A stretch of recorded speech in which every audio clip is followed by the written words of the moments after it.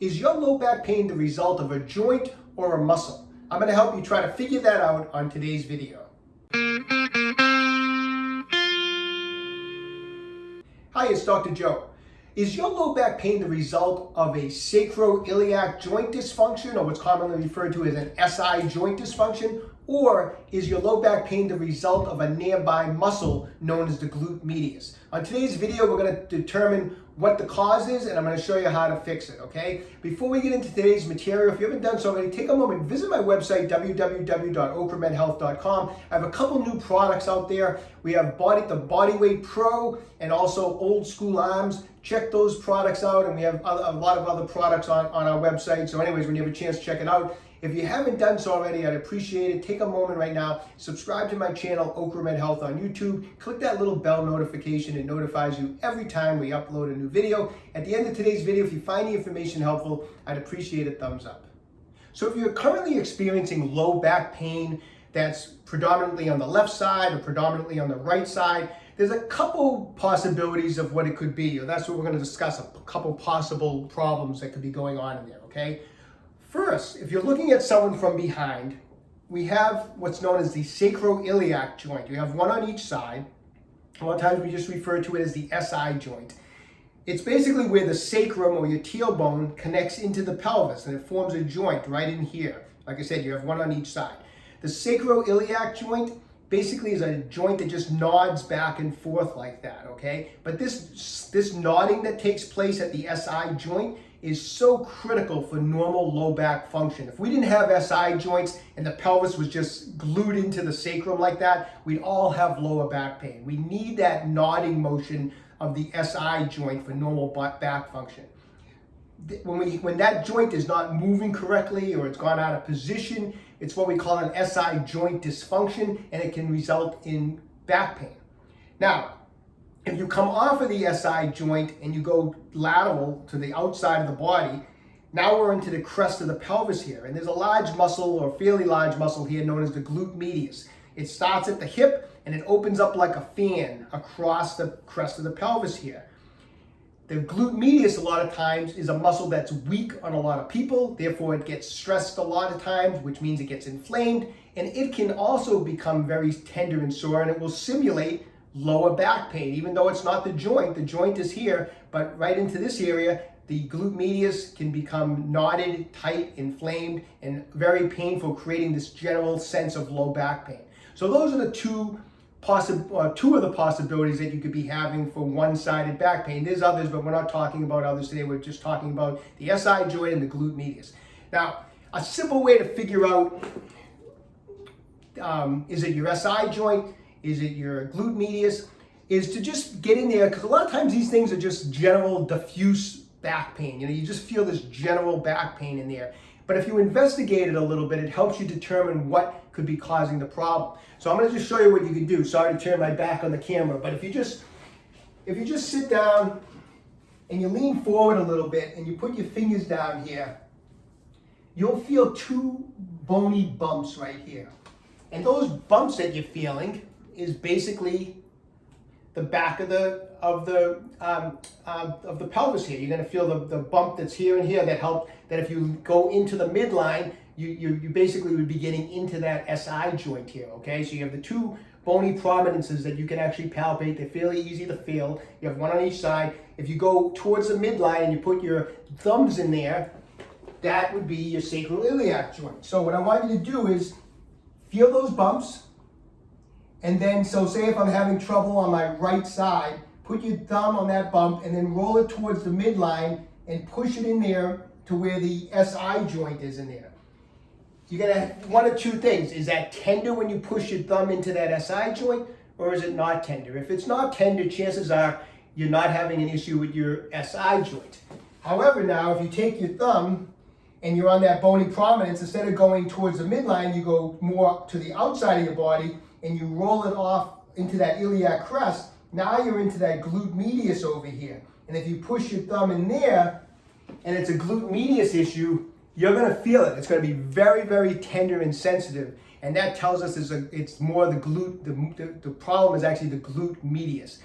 Today's video, we're going to we're going over how to fix if you roll into the SI joint, it feels okay. You get into that glute medius, and that's all inflamed and tender. That's what we're focusing on today. I'm going to show you how to fix that area, how to make it feel better, and then I'm going to show you how to strengthen that glute medius so that you don't have any more glute medius problems ever again.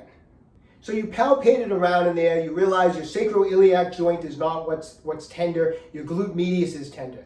Chances are the side where the glute medius is tender, that glute medius is probably also weak. Now, what does the glute medius do? It basically supports the hip and it helps in our balance. If I was to lift up the left leg, my right glute medius is firing. If it wasn't firing, my hip would go out like that, okay? So you can see how important it is to have those glute medius muscles strong when we're doing different activities. If you're someone who walks a lot, or in particular if you're a runner, if you're in the gym and you're squatting, a weak glute medius can cause a hip shift. When you're running, if one side is weaker than the other, you're going to have an imbalance on each step that you take. And as you put in these miles every week, that glute medius on the weak side can become really inflamed. I've treated a lot of runners over the years for inflamed glute medius muscles because of the fact that one side was weak. Now, how can you test if the glute medius is weak on one side and the other? A simple test is to just check your balance on each side.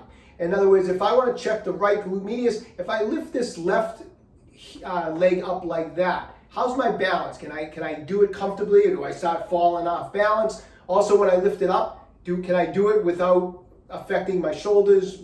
Everything stays nice and straight. I can just simply lift it up just like that, and I have no problem. Check the other side. The other side, and this is common with people, you may have one side where you have no problem with your balance. You lift the other side, and you immediately have a loss of balance. Also, as you lift up maybe the other side, your whole body shifts as you lift it up. The shoulders, it's almost like you're firing other muscles to try to make up for the weakness in the glute medius. And you can't just simply lift it up. You end up shifting over like that.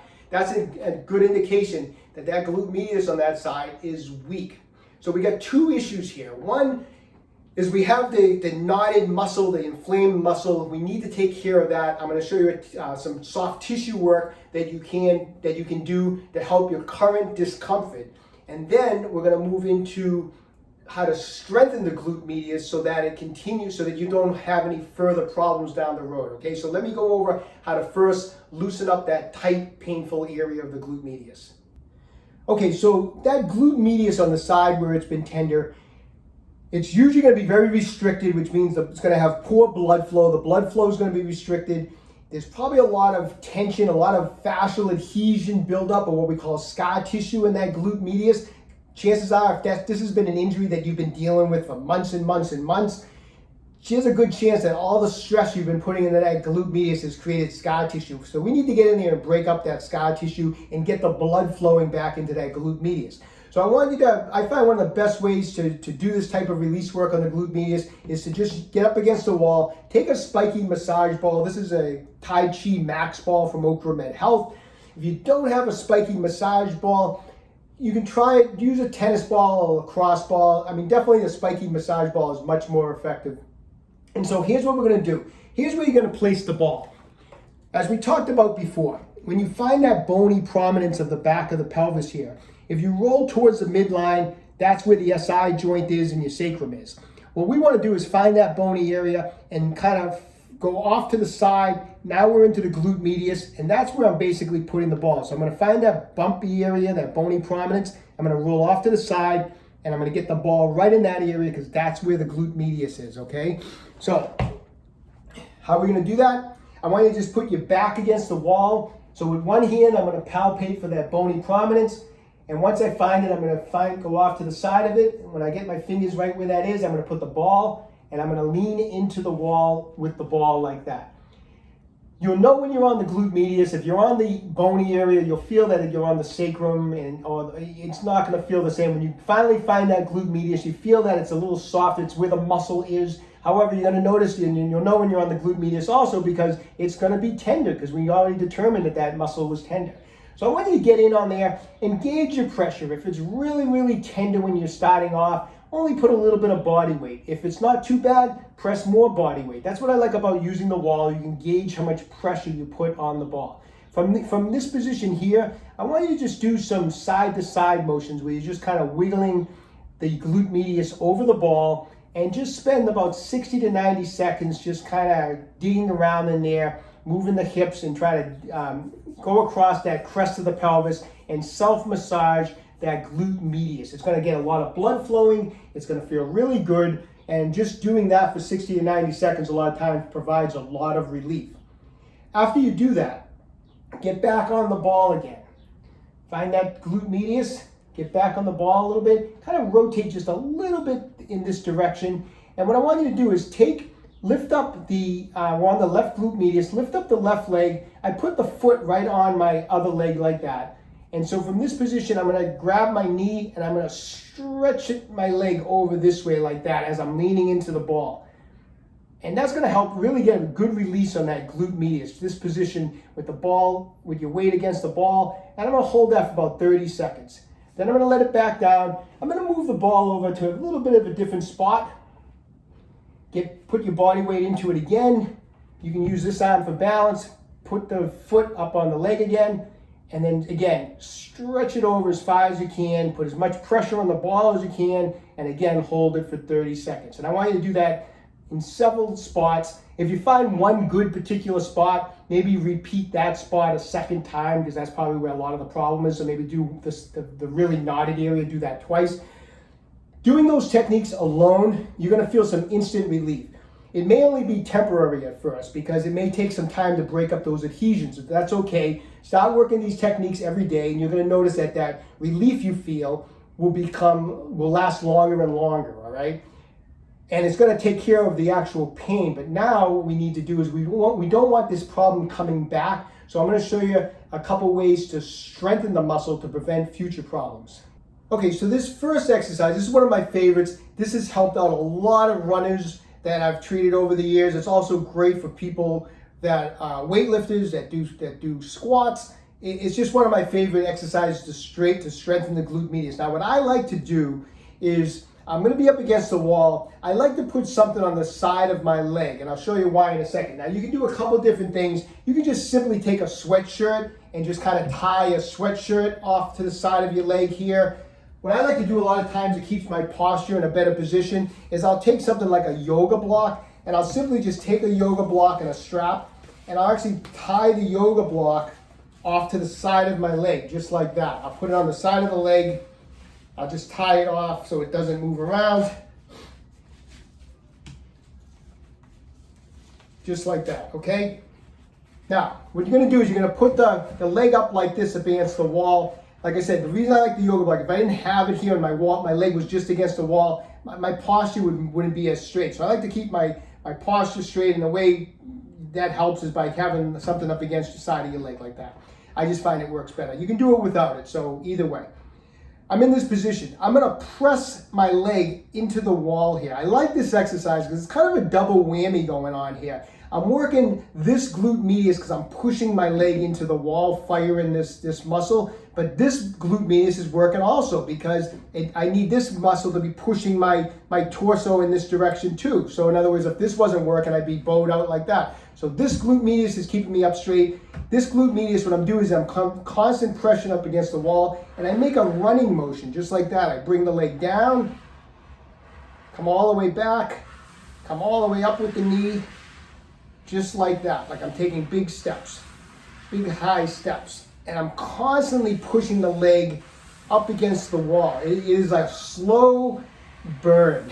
It seems like it's like really like just such an easy motion, but right now this glute medius is on fire and this glute medius is actually on fire. And I'm gonna try to work up to 15 revolutions with this leg and do 3 sets, and then of course do the opposite side for this exercise. Build up, try to eventually work up to 25 revolutions with the leg and do 3 sets. Awesome exercise. It actually hits both glute medius at the same time. Let me show you one other exercise. Okay, and here's the second exercise. Keep in mind, I know we're talking about one side being a weaker side. We're always going to do the exercises on both sides, okay? This exercise, you can start off by being close to a wall or a chair and holding on to something, but ideally we want to be able to do this without holding on, because the glute medius, as we exercise it, we want to work our balance, okay? So I want to work the right glute medius. I'm going to pick up the left leg, and what I'm going to do is relax the right side, let that hip fall out, and then contract it and stand up straight. Fall out, contract it, and stand up straight. Just like that. This is a great exercise to do. I'm working my balance at the same time, and I'm strengthening the glute medius by working on that. Great exercise. Try to build up, try to do 3 sets of 15. Like I said, start off by holding on to something, but ideally, try not to hold on to anything. Do both sides. Another great, effective exercise. Okay, I hope you found today's information helpful. Initially, start working the exercises and the soft tissue work on a daily basis. As the problem resolves and you don't have it anymore, I would strongly recommend, if you're a runner or if you're a weightlifter and you're doing a lot of squats, to make sure you do like a maintenance program. Do the fascia release work and the exercises a couple times a week so that you don't start going backwards and running back into the same problems 6 months or 12 months down the road. Do a little maintenance problem, because chances are if you've had this type of a problem, you may be more susceptible to having it again, but that can be solved by just doing a couple times a week as a maintenance program, okay? So anyways, best of luck to everybody. Stay young and train hard. If you haven't done so already, visit my website, OcraMedHealth.com. We have a full line of fascia release products and exercise equipment, so check it out when you have a chance. Appreciate it if you subscribe to my channel, OcraMed Health on YouTube. Questions about exercise or injuries, just leave me a comment in the comment section down below. I do the best I can to get back to everybody. And don't forget, OcraMed Health is here to keep you fit forever.